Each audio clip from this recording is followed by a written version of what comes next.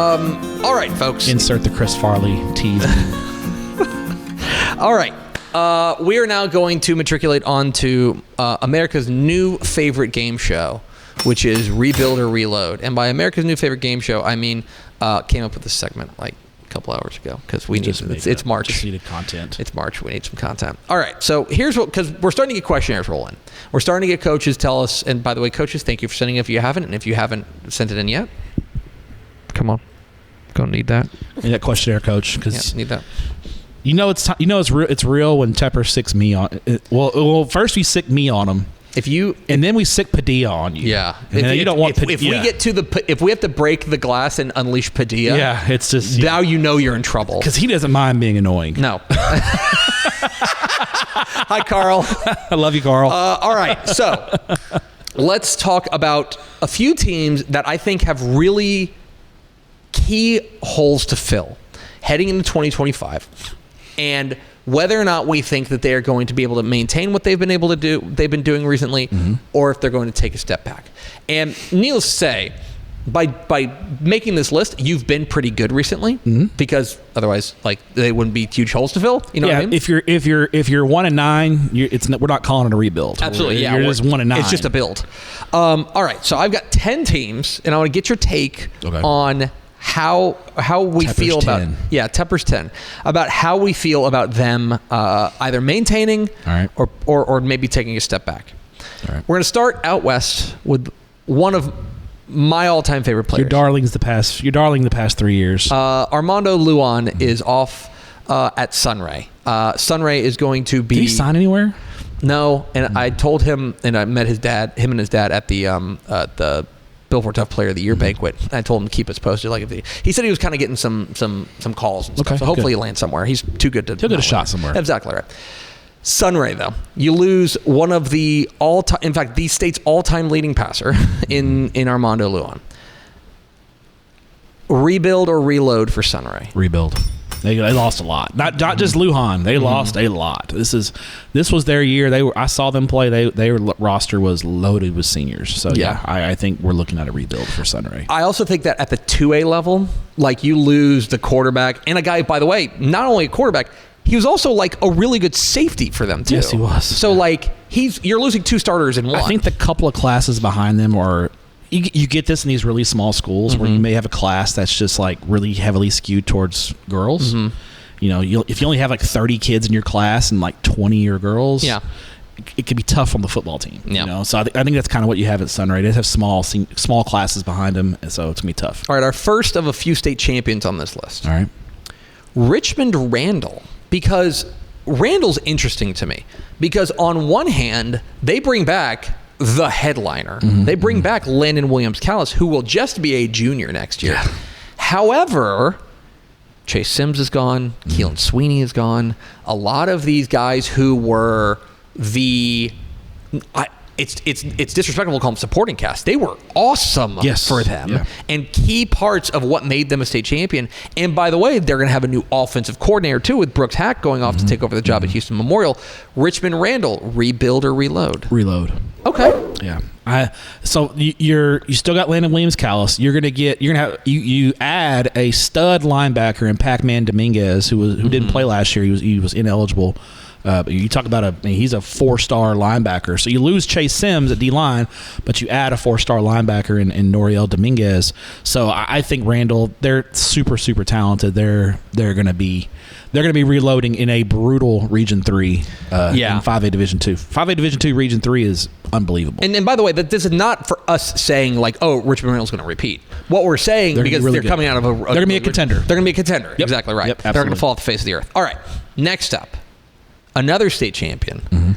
Perhaps arguably, I guess did we ever name a pound-for-pound best team in Texas? I think it was between Columbus was and was it Columbus or was it was it I feel like it was a small school that was pound for pound. Anyway, that's neither here nor there. North Crowley defending 6A Division 1 state champs. I can rattle off the guys that they lose. They lose Quentin Gibson. They lose Chris Jemerson. Yeah. They lose some of their awesome defenders. Cornelius Warren, Daniel Bray. They lose a ton of guys. Henry Finucane. Also lose their offensive coordinator, Eli Reinhardt, who's off to be the head coach at Hutto. But Ray Gates is a ball coach in Jack, and it's not like the cupboard is bare. No. North Crowley, rebuild or reload. Reload. They're gonna be a contender. They'll be top at minimum top 10, but I would probably say top 5 team preseason. They're gonna be fine. It'll be a transition. But they're gonna be really good. Exactly. They got guys waiting in the wings. They're talented. Just to be clear, again, we're not saying North Crowley is a lock to go back to back. What we were saying is that we don't expect them to go suddenly from like 16-0 state champs to like 6-5. They're not going to go 6-5 and finish 4th. Right. Yeah, exactly. No. All right. A team that we have gotten to know over the past 2 years, and we in 2023 when they won a state championship, we thought, boy, they're going to be right back there in 2024, and they were. The Malakoff Tigers, who graduate some really key pieces, not the least of which is Mike Jones. Yeah. Who? Mike Jones. Okay. Malakoff, rebuild or reload? Rebuild. Okay. They'll still be good. Yeah. I just don't think they're going to be this year a regional contender. I think the region this year is going to run through Deep East Texas. So I'm talking Jefferson, Liberty Ilo, kind of that part of East Texas more so than Malakoff this year. I think they're going to still be good. They could be a third round. I mean, it's not like when Malakoff before Mike Jones got there, they were barely scraped. They were a contender to go two or three deep every year. So Malakoff won their first state championship in 2023. Let's talk about a team that won their first state championship in 2024, the Gado Indians. Because remember, they are actually a really similar story to Malakoff in the sense of like they were really good in 2023 and they turned heads in 2023. Malakoff won title. Gado made it to the state semifinals and got Terry bussied. And we said, just wait till next year because we're bringing everybody back. Well, now we're the year after. Gado, rebuild or reload? Rebuild as well. I think they'll still be good. That was a special senior class. I think big Josh Irvin would tell you too. Big senior class. I think next year might be the year Refugio gets a lick back next year. I think Refugio might be the team to beat in Region 4. Back to 6A. That's 2A. Back up to 6A. A team God knows we can't go 20 minutes without talking about them for the past, 8 years. Galena Park Northshore. They are losing their quarterback, Caleb Bailey. They are losing a number of outstanding weapons on the outside. A ton of receivers. Hardiman. Yeah, they lost a lot. Yeah. They lost a lot. We also know that they are always talent rich. Galena Park Northshore, rebuild or reload? Gonna go reload. Okay. Until I see North Shore fall off, I'm gonna say reload. That's probably right. I love Caleb Maryland. Yeah. I mean, we're in the trust tree. Yeah. We're in the trust tree. Premium podcast. Willie Gaston's way smarter than me. Knows ball. He's a ball knower. Just Matt Stepp here. I thought Caleb Maryland when he played was the better quarterback last year. I would have went with Maryland last year. I think he's that good. So we'll see. I think he's impressive. So. Yeah, and they're also they're gonna be fine. And I think this also kind of leads into the team we're going to talk about next, because I feel similarly about Duncanville in the sense that you look at who Duncanville is losing. Okay, they're losing DeCorian Moore. Yeah. They're losing Keelan Russell. They're losing dogs. Yeah, okay? You just can't go to the. I mean, I'm sure Coach Samples would like to go to the DeCorian Moore tree and go pick off another DeCorian Moore, another all-time great wide receiver. Yeah, it just doesn't happen. So and then Keelan Russell. I mean, it's. But I think Duncanville's the same way. Until proven otherwise, you give them the benefit of the doubt. So I'm going to go Duncanville reload. So Northshore and Duncanville, Duncanville's defense is going to be nasty next year. I think they will be. That's secondary, and then the two DNs they have, they're going to be really, really good. So those are Duncanville and Northshore, two pretty brand names. I want to go a little bit off the board here. Okay. Go down to the coast. Okay. Corpus Christi Flower Bluff. Okay, Corpus Christi Flower Bluff. They are losing Jaden Pelucio, who among the more underrated players, I think. UTRGV. Signed with UTRGV. A super prolific quarterback there at Flower Bluff. Corpus Christi Flower Bluff. And they lost a receiver that went. Dixon went to Vanderbilt. Yeah. Went to Vanderbilt. Yeah. Rebuild or reload for the Hornets? Gonna go rebuild. Okay. Flower Bluff. And they still be good, but they were a regional finalist last year before falling to Smithson Valley. I don't think they'll be quite at that level next year. Another team that won their first ever state championship last year, and Star Power out the wazoo, including Mr. Texas football himself. The Columbus Cardinals were not just excellent, but they were also very, very senior heavy, especially at the skill spots. Yeah. Quarterback, running back with Grayson Rigdon, a number of key pieces on that defense as well. Yeah. Columbus, rebuild or reload? Rebuild. Because the bar is so high. Yeah. I think Columbus will still be good. Braylon Fisher's back. Yeah. All 5 offensive linemen are back.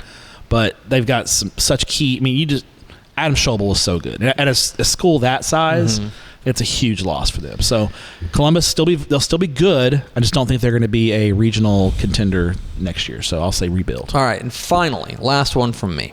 All right. An East Texas team that has been kind of building, got close, but was never able to finish the job with a special class. Chapel Hill is losing some key pieces. Sure. Ricky Stewart, Demetrius Brisbane, chief among them. Jonah Reardon. Shout out Coach Reardon. Jonah Reardon was really good. He was. Chapel Hill, rebuild or reload? I'm going to say reload. Okay. Here's why. Yes, you lose Brisbane, you lose Ricky Stewart. Chapel Hill's got 10 starters back on defense. So they're going to be, now that the one they lost is really good. Trevor Brooks is a really good player. He was really good. But they got 10 starters back on defense. And I think Brisbane being out for a good portion of the season probably hurt at the time. But Malik G started like seven or 8 games this past year at quarterback. So they have an experienced quarterback back. So I think Chapel Hill, I think Kilgore's still a team to beat in Region 3. It wouldn't surprise me if Chapel Hill was right back in a regional final playing Kilgore in that rivalry that just continues to deliver for us. So just don't play that game in Forney this year. It's just weird playing that game in Forney. Yeah, play that game in Tyler.